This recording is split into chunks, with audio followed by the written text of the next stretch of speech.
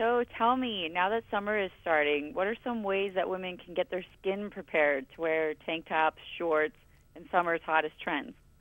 Right. Well, now that summer's coming, we're showing different parts of our skin than we had in the wintertime. And one of those areas is our underarms. And so in order to get prepared for that, I have a couple of really different tips that you probably have never heard of before. First off, get your razor out of the shower if you're not using it. The shower is a breeding ground for bacteria. You don't want to be implanting that in your underarms. So that's number one.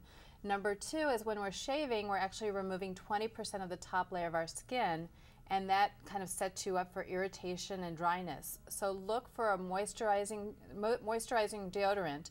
The one that I like is the Dove Ultimate Beauty Care deodorant, and the reason I like that one is it has something called a tri-moisturizing system. So it really replenishes that moisture that you're losing by shaving. I also had the opportunity to work with Dove on an in-home spa treatment for your underarms, and that's called a pedicure. Not a pedicure, but a pedicure.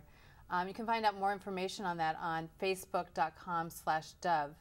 But there's a lot of other things you can do to beautify your skin in the summer, and I think Polly has some nice tips for that. Sure. For all the Betty Confidential followers out there, from all of the runway shows that I covered, there were a couple of trends that emerged that were really beautiful for summer and also universally flattering for all different types of women's body shapes and ages and tastes. So one is the asymmetrical neckline, and it sort of drapes across you almost like a Grecian goddess.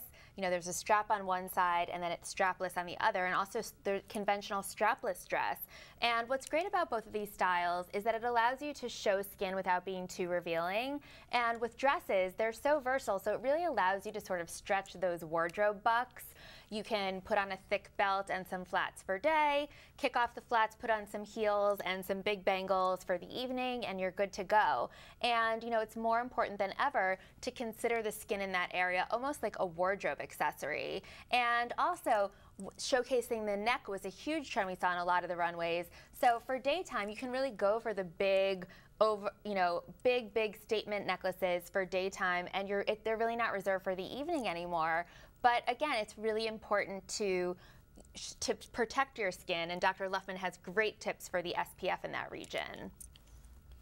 Well, That's so great. Yeah, we always, remember maybe to put on your sunblock on your face, but a lot of people don't remember. Get your neck, your chest, and your hands. So I tell all my patients, apply your sunblock on your face, but go all the way down your neck to your chest, and then at the end, finish off on your hands. Skin cancer is on the uprise, and the newest figures look like 3.5 million new skin cancers this year. Wow. So it's really important to protect your skin. But with that in mind, it's okay to look tan as long as it's a fake tan. Right, and Faye, there are so many things that people can do to get the look of that tan and being sun-kissed without actually doing it.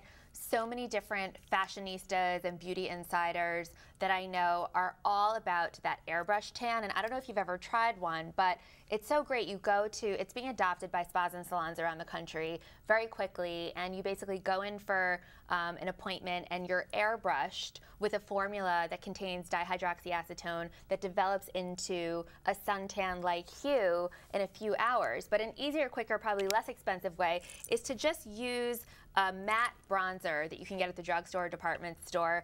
I say matte because when it's warm outside and it's humid, you already get that dewy finish to your skin, so you don't want to overpower the shininess with a shimmery product. And look for a shade that's only 2 hues darker than your own skin tone, and otherwise it can look, too fake. And just dust it in the areas where the sun would naturally hit: your shoulders, your collarbone, your cheekbones. It'll just give you such a pretty sun-kissed glow, which you can top off with a little bit of cream blush that just blends transparently into the apples of your cheeks to give you a feminine, sort of understated, subtle look. Oh, those are great tips. I really like those. But what happens if I have like a cute date, take me to the beach? Is there any other way I can look my best in the heat? Oh, totally. Well, for starters, lip stains and cheek stains will really withstand the heat and the waves. And another trend is to go for a loud mouth. So if you deposit, and I don't mean loud mouth like blowing off your date, I mean bold, vivid colors like corals and fuchsias. And if you opt for a stain in those shades, or even just fill in the lip line with some pencil, fill the lips in with an actual lip liner pencil and then put color on top, then you get like that double double threat of color deposit, and it'll stay for longer. And Dr. Luftman also has some SPF tips, which are really critical because you don't want to get burned at the beach. Well, even in your lips, it's a good idea to look for a lip balm or a lip stain that has an SPF because lips do get a lot of sun. So I think that's really something to take into consideration when you're out there on the beach. Yes, definitely. And do you guys have any more beauty or skincare trends for the summer? Totally. Well, the nails are all about 24K flare. So if you can't blow the budget on actual 24K baubles, especially for the beach, you don't really want to wear a lot of jewelry to the beach. You can still get that gem-like, metallic, oh my goodness effect with a gold nail polish. Chanel is huge on gold nails this season. There's a new brand called Minx, which all the celebrities are wearing in their music videos and on the red carpet. So a couple layers of gold metallic polish will really pick up the sun and glint, especially on your sexy beach date. That's great. And what about you, Dr. Luftman? Any more tips? Absolutely. You know, in the sun, you have a tendency to have more breakouts, acne breakouts around the scalp, on the face, because you're sweating more. And so one way to kind of control that is to use an exfoliative cleanser. Something like a glycolic cleanser is a really great way to control the breakouts. Maybe even tying your hair up in a ponytail so that the hair is not all over your face with the sweat. I also recommend using a salicylic acid shampoo 2 to 3 times a week, and that can really help a lot.